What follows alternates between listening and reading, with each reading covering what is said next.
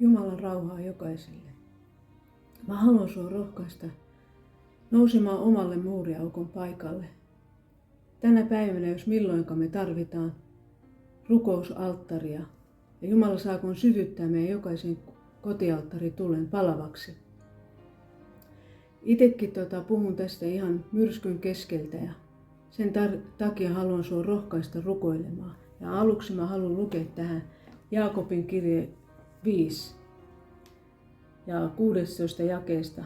Vanhurskaan voimallinen rukous saa paljon aikaan. Elia oli yhtä vajanainen ihminen kuin mekin. Hän rukoili rukoilemalla, ettei sataisi, eikä maa saanut sadetta 3 vuoteen ja 6 kuukauteen. Kun hän rukoili uudelleen, taivas antoi sateen ja maa tuotti hedelmän. Meillä on tämä sama voima kuin Elialla. Ja meilläkin on oikeus rukoilla. Ja varsinkin monella meillä on lasten kanssa omia huolia ja on muitakin murheita elämässä. Niin meillä on oikeus lähestyä Jumalaa rukoilemalla ja Jumalan sanalla.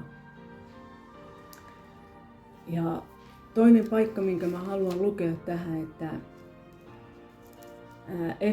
Efesolaiskirjeen 6. luku ja 11. jae.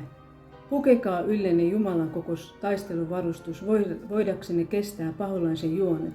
Emmehän taistele verta ja lihaa vastaan, vaan hallituksia ja henkivaltoja vastaan. Tässä pimeydessä hallitsevassa maailman valtioita taivaan avaruus pahoja henkiolentoja vastaan. Ottakaa sen tähden yllenne Jumalan koko taisteluvarustus, niin että voitte pahana päivänä tehdä vastarintaa ja kaiken suoritettuaan pysyä pystyssä. Tähän meillä on oikeus. Meillä on oikeus rukoilla ja taistella meidän elämässä Jumalan kanssa.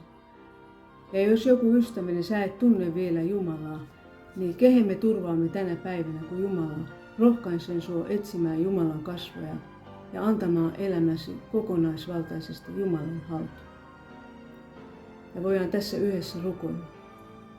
Jeesus rakas, kiitos, että sä tunnet ja tiedät meistä jokaisen.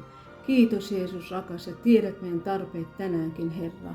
Kiitos, että mikään ei ole salattua sinulta, vaan kaikki on sinun tiedossasi. Kiitos, että sinulla on valta ja voima tänäkin päivänä. Kiitos, Herra Jeesus. Siunaa jokaista ystävää tänä päivänä. Ole rohkea Jeesuksen nimessä.